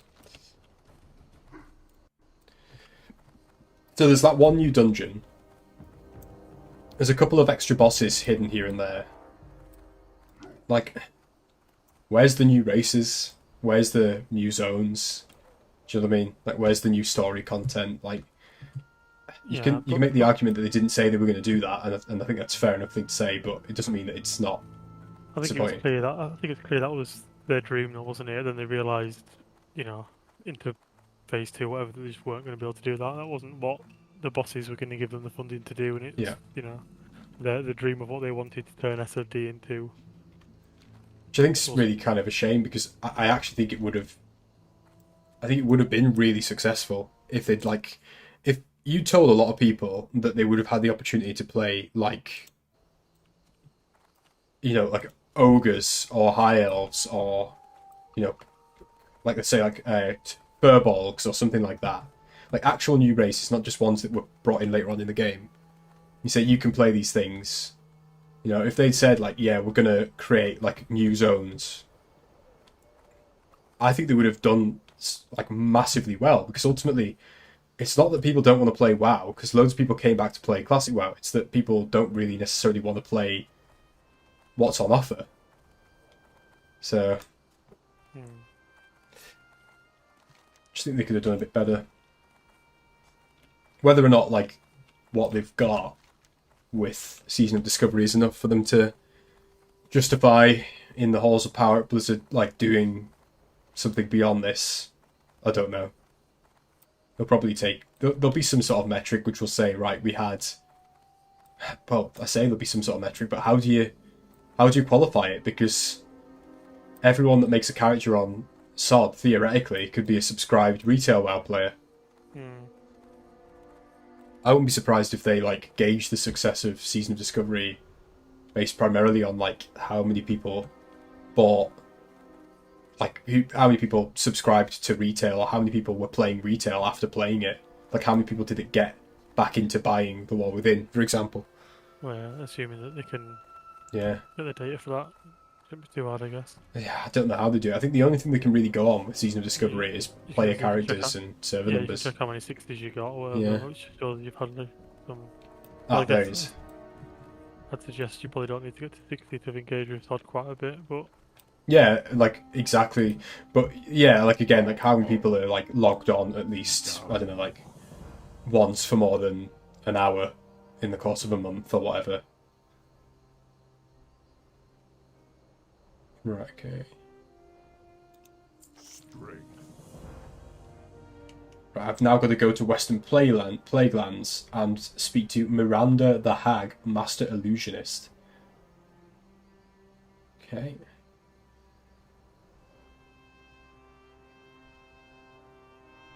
Miranda the Hag. Go.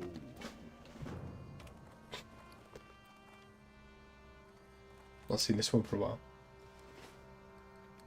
are you a CRPG player or not? Like, Pathfinder, Baldur's Gate, that kind of thing, or did you? I've Did tried you not really get into some, it? but I've not. Yeah, I've not really had much experience of it. To be fair, like the closest thing to that I played is Neverwinter Nights. Back in the day. Yeah, there's lots of like. I would guess. I guess the ones I'm playing at the moment are more XCOM style. Right, where it's like team tactics type stuff. Yeah, so it's like, you've got so many action points. It's not live combat. You know what I mean? Yeah, Like, yeah, yeah. You're, Turn-based stuff. you're hiding behind cover and full cover and half cover, that kind of stuff, and you get percentages of how much your shot's going to hit and special abilities and different. Yeah.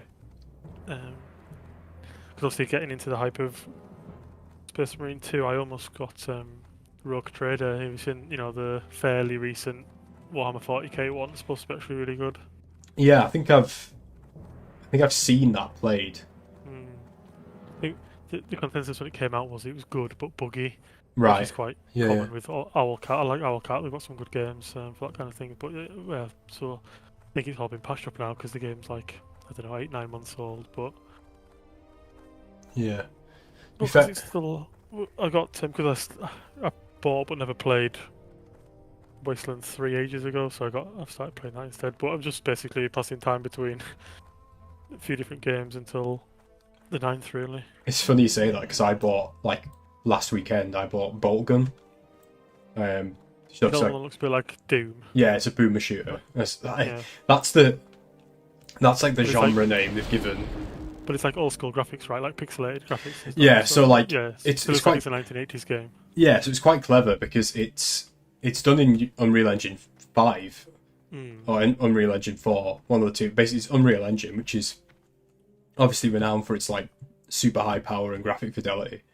But they've basically like made really, really good modern game design stuff seem old, and that's kind of the interesting thing they've done. Like, so they've kind of like gone out of their way to make it seem old. So like all the enemies are sprites, so they're 2D, and they like turn to face you, so it's not like 3D models.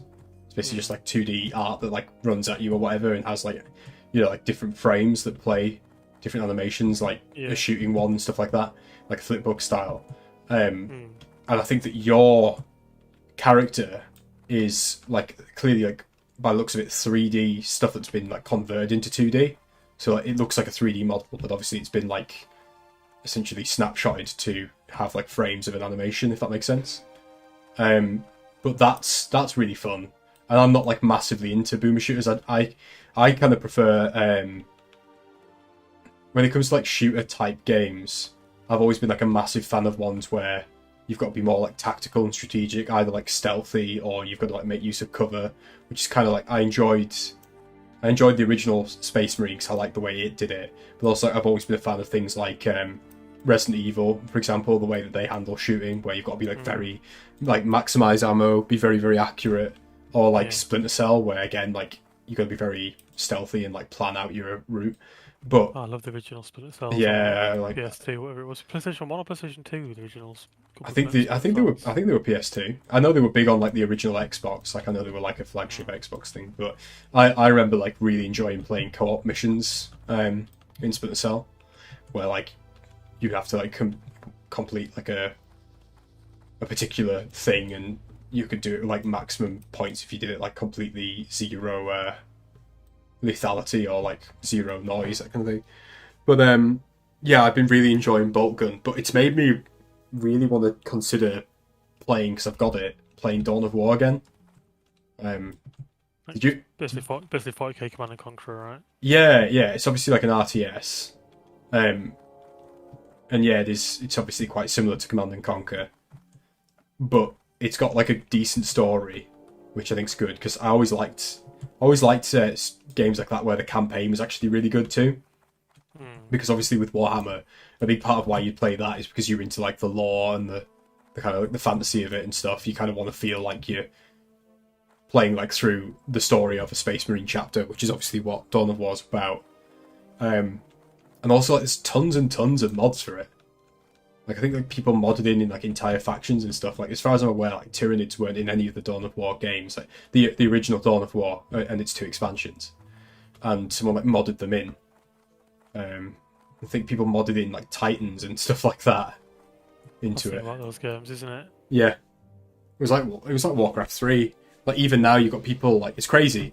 You got people modding in the Hive workshop for Warcraft 3, modding in like models of current retail WoW characters and stuff like that.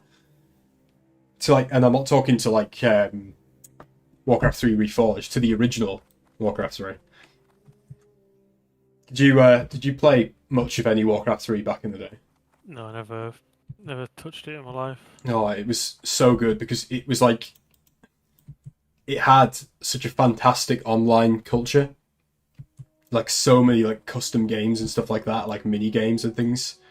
Like all kinds of like tower defense you play inside of it, and Wintermoor Wars was one. There was like another one where basically you would all play as a demon hunter hero class, which had like similar abilities to like a demon hunter in WoW, where like you'd basically be in a maze and it was like a race to get to the center of the maze, but there'd be like obstacles and stuff. Very, very clever what people designed for it. Fantastic game. I'll be surprised if some of those type of games were, how some modern game developers started out modding games like that, don't they? And It's crazy how many people started off with WoW, either as a dev or like playing WoW. It's insane. Like as well, like YouTubers and stuff. Like either YouTubers that are gaming related YouTubers now, or even ones who aren't. Like they will like talk about how like they got into it for doing WoW. I think it was absolutely like the Minecraft of the generation before Minecraft, if you know what I mean. Like the kids that were like 13 through 18 in like the early mid 2000s onwards were that kind of generation. And then you get like the Minecraft generation, which kind of continued on quite a while, had like a resurgence.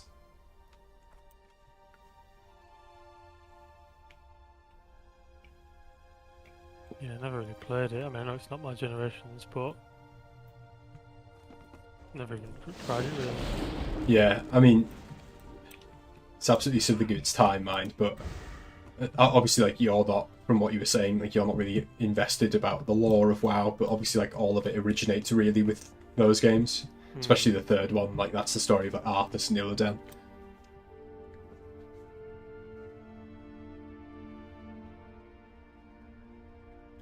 Miranda the Hag. Let's have a look. Oh, I know where you are. She's a gnome.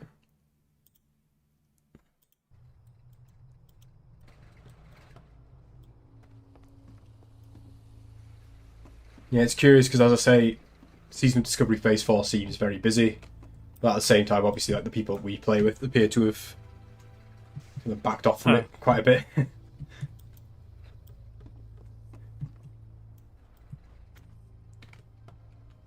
I get it though, because like again, I think a lot of people will play this because they just want to play max level vanilla, where it's like currently at with like a lot of people playing, which is fine.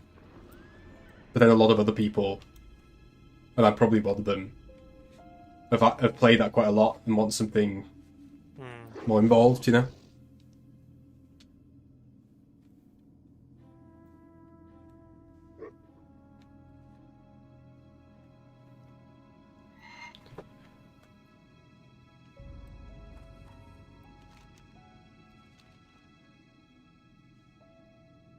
I'm looking forward to having Space Marine 2 to play for a bit. Kind of want to play some like other stuff in general. There's a few games that I want to talk about. Tell you what, one thing I was talking about just before you came on the call was I wish that Warhammer Online had done better than it did. Played that quite a bit when it first came out. Obviously it shut down years ago. The PvP in that was so good. It was like really, really good. And you could do it like as you were leveling, and it contributed to your leveling and stuff. But I know as you, as somebody who's also like a fan of like Warhammer Fantasy and things. Oh, it's fantastic. Yeah, I played. I know it's not the same genre. I played Neverwinter as an MMO or whatever. Yeah. Yeah, like the Warhammer MMO was like very. It was very PvP oriented, which kind of makes sense given like the vibe of Warhammer Fantasy and 40k for that matter as well. But it was like really quite good with the class fantasies and stuff. You could play as like lots of different things. Play as like Chaos and play as like a Marauder with one of your arms would basically choose between different mutations. Yeah. You could like dye your armor, so like if you wanted to play like a Chaos Warrior, and if you wanted to kind of like be a proper full-on corn boy, you could like dye your armor like red with bronze as like the off color and stuff. Very fun, but it suffered from being rushed out. So like rather than just sticking to their guns and going like full on with the PvP element, they basically tried to like make it like WoW and put in PvE stuff, quests and all this sort of stuff. But they didn't polish that side of it. So for people who weren't into the PvP side, were trying to play like a PvP MMO with unfinished, fairly buggy PvE content. At this and by the way, like at this time, WoW did what WoW always does best, and it dropped a massive expansion right around the time that its rival game came out. So Warhammer Online comes out. I think it came out like either a month before or after, or a few months before or after Wrath. So it's kind of like, what are you gonna do, right? You got like the biggest MMO of all time releasing its biggest version.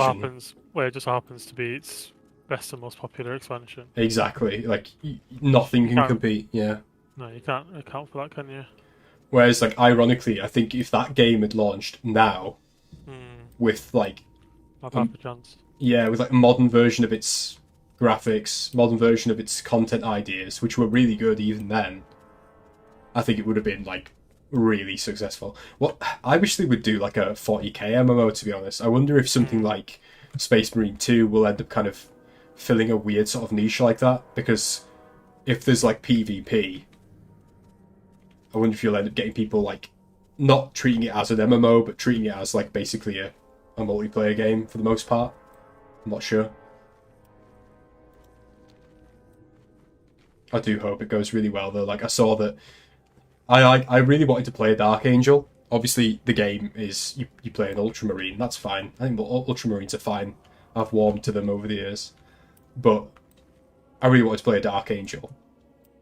But only yeah, but this is the thing. I only wanted to play one if you could play with like a proper robe on. Proper like Templar style, you know, big hooded robe. Like the old school models. And at first I thought, like, looking at the different like colour versions that are available, I thought that wasn't an option. But I saw one of the trailers today for it was for like a certain kind of class where it's basically like sword and shield. Yeah. And yeah, he was wearing a one of those tabard things. So I was like, yeah, that'll be me. What was he wearing? The proper like cream? Yeah, proper like hood, tattered robe with a hood on. Yeah, over the armor. I thought, yeah, that's fucking sick. Go full on Dark Angel's sword and plasma pistol job. That's what I'll play. It's just a shame that like you can't do that for the main game. I mean, I'm assuming that's just for like the custom, like the custom mode stuff rather than the actual story. Given that the story has like an actual character. I'm pretty sure you can. Pretty sure you can do the. So you basically play as Titus, but as if like visually, cosmetically, you're a Dark Angel. So. I mean, I could be wrong, but that's how I've understood it. Because I'm going to do it as a salamander if I can, but the Codex Astartes does not support this. Codex Astartes does not support this operation or whatever it is he says. You've not played the first one, have you? no. Right. Well, I like this is minor spoilers, but it's like yeah.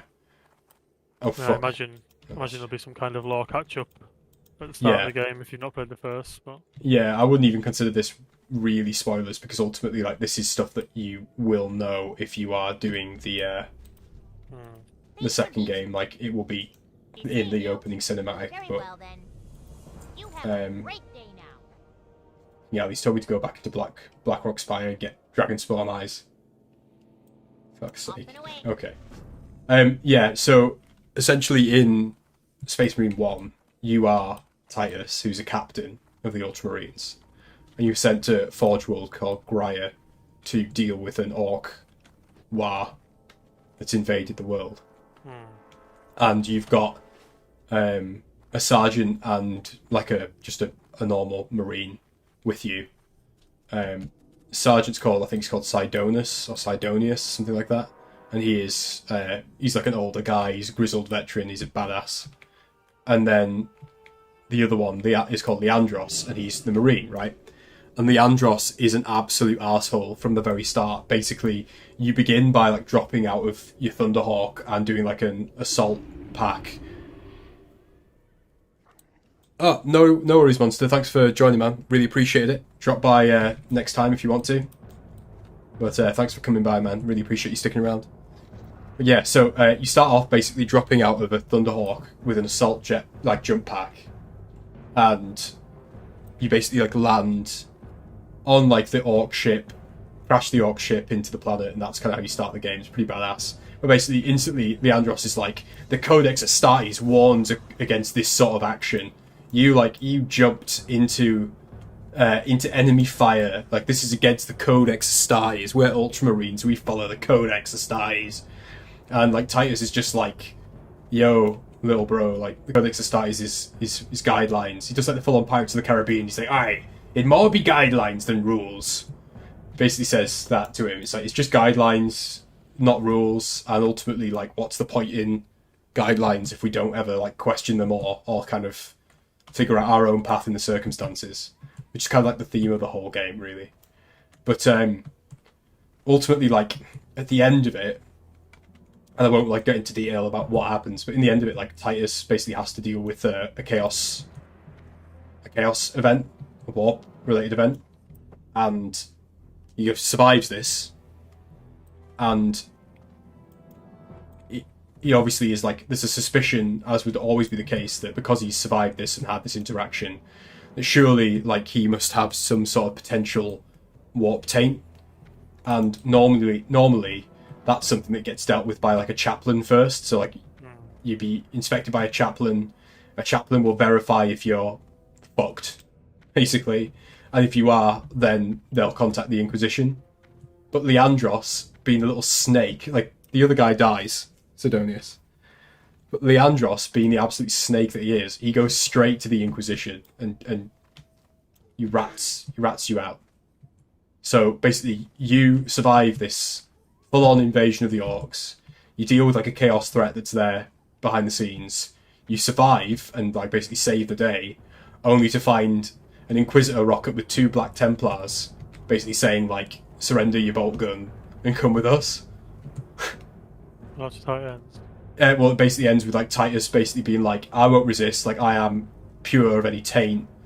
You know, like, and he basically just like slags off Leandros, basically saying like, you're a coward and you'll never be a true Space Marine, basically. And then goes off with the Inquisitor and the Templars. And what's interesting is, in Space Marine 2, Titus, you still play the same character, but he's a lieutenant. So he obviously got demoted from captain, which is interesting. So Better than what could have happened, I guess. well, yeah, and you wonder, like, did he get demoted because of the Codex Astartes? Did he get demoted because he did some crazy warp juju stuff? Like, unclear what exactly causes that. But what is clear is you got fucked over by someone who should have been your comrade. And I would not be surprised if Leandros, this Space Marine that does this to you, who's supposed to be one of your men, like, under your authority, wouldn't be surprised if he is, like, a either like the villain or some sort of like makes a cameo or something like that. But yeah, so like I'm very Yeah, excited. I'm half because it's the same style of game, right? The first one, like a hack and slash with shooter, Yeah, like a shooter. over the shoulder third person job. Yeah, with like different weapons and things like that. Yeah. I might have a look on G2A and see how much it costs on there and play it before. Yeah, it's well worth it, to be honest. Like I had it on Xbox 360, and I would solidly recommend it. It can be quite tough, but it is really like brutal. It does like do a good job of making you think this is what it'd be like to play Space Marine. Like when you're fighting the orcs, for example, you are just mowing down like hundreds of orcs, which feels really good. Is it orcs rather than Tyranids are the main antagonists? Initially, the orcs are the main antagonist, and then it becomes chaos. Oh.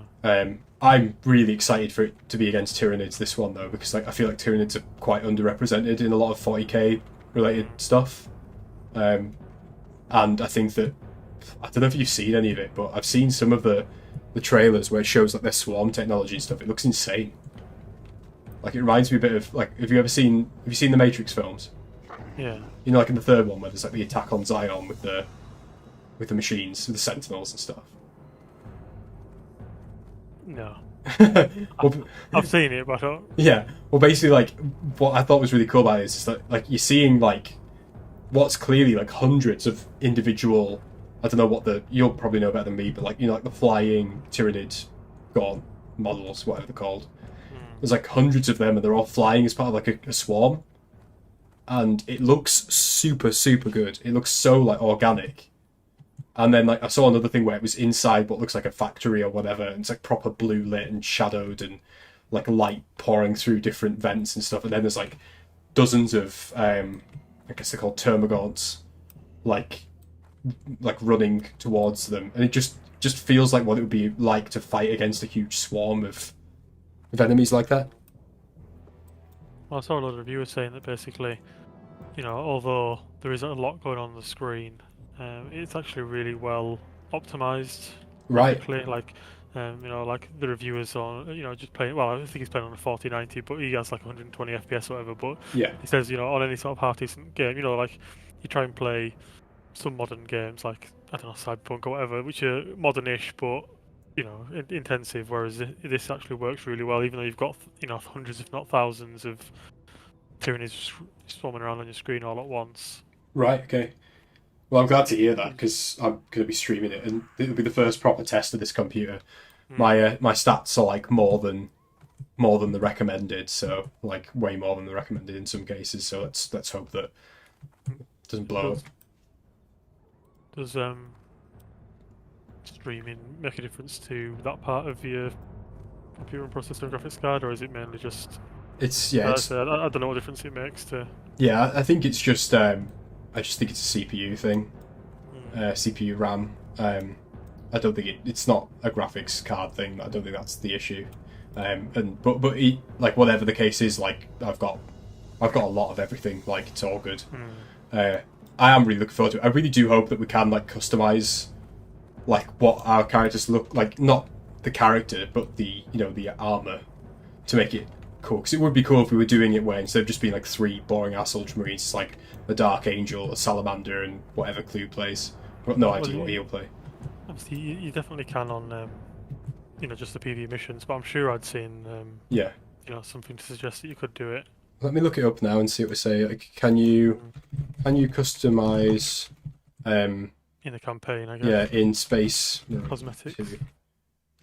I can imagine obviously like you could customize like your weapons, because that was the case in the first one.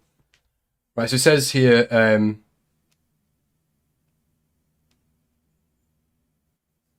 okay, let's have a look here. Right, this is from the 23rd of August. Okay, it said, looks like the game will have extensive options to offer. The Armouring Hall will serve as the hub for all things customization. Players picking their class, equipment, perk, and cosmetic elements. Each class will have its own set of pre-made armour sets that can be unlocked in PvE mode operations and PvE mode Eternal War. Oh shit! It lets you create your own custom armour sets. Armour sets as in? Like you can basically customize your own like homebrew chapter armor, Yeah, they'll call them. What do they call them? heraldry or something. No, like the chapters that like Ultramarine, not predecessor, but it's a word like that. Successor I can't remember chapters. Su- Yeah. Successor chapters, is that what they're called? Yeah, Which yeah, is yeah, yeah, basically- yeah. The in-game So- ones so- based so like on. Ultramarine, yeah, so they do actually have slightly different schemes, don't they? So I guess they'll let you, just homebrew one, I guess. Yeah, I mean, to be fair, I think that's quite cool. Like the idea that you could be doing the Mm. PvP and people playing as like their own crafted chapter. I think that's a cool idea. I don't think it specifies. I think that I've not looked too much into how it plays beyond like the combat and stuff because I kind of want to keep some things to myself. What I would really love is if, basically, I would quite like it if the way it worked was that you're in the armoring hall on like your battle barge or whatever, and like the way that you approach the game is that there are these different like attack points and you have to like do each mission, but it's different parts of the world. But whether it's that or just like linear level to level to level to level side of it, I don't know. But if you can customize the way you look, I'm like beyond just your armor, beyond just your weapons. Sorry, I'm well up for that because it would be good even just in the sense of like if you're doing it 3-player co-op, you unlock the fun of deciding how you want to synergize. You know what I mean? Like I'm guessing if the option's there, if you enjoy playing a salamander, you're gonna want some sort of like flamer or melter gun or something like that. Yeah, there is a what do they call it, speciality, which is flamer and melters. Whereas like What? I would probably want to go in for like some sort of power sword. It's blade guard, right? It's called bulwark, but it's a blade guard. I think I that think that's I think there's one which is called that, which is with the shield, I think, and then there's another one which is called Vanguard, where it's like a power weapon and a plasma pistol, I think, which I'm probably more keen on because I fucking love that idea. I think Vanguard actually is more like a scout, has like a massive ass combat knife, which is also sick. I could totally see myself playing like a Raven Guard or something like that. Whatever it is, I think it'd be interesting to see what Cleo wants to play. Hopefully, you'll want to play something like an Iron Hand, have like a fucking heavy bolter or whatever. knocking around. Dreadnought, yeah. I'm so fucking up for it. To be fair, it's only like a week away, so like depending on how it goes, I can totally see myself like. So when are you off work? Like the 4 days after it comes out? It depends what What shifts and stuff? what day it is.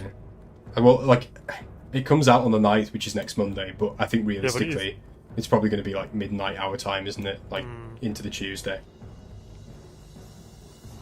Is I that think when... it was my second day off. I think. The Oh, ninth, I think. Out of 4, but Right, okay. Because to be fair, like depending on how it goes, I could totally see myself streaming for like a couple of nights, like in a row, or like doing a couple of extra streams that week. Because like if we're part way through a game and like the time's available, then I'll want to like if the game's great, I won't want to like wait 4 days unless it's like for a reason. Do you know what I mean? Well, maybe like speak on Discord and speak to Clueless and try to figure it out. I'll like ping him a message after this and see. Probably worth figuring out now. If the campaign is, as you say, 3-player co-op. Is Space Marine 2 campaign co-op? Right. I think there is a co-op campaign. I'm not sure if it is the same campaign as like the single player one. is that what you're reading, or is that what you've heard? You mean? Looking at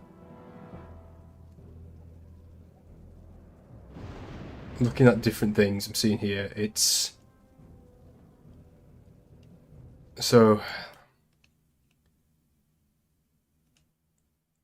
from the 8th of August. This is from like Warhammer, the Warhammer community page.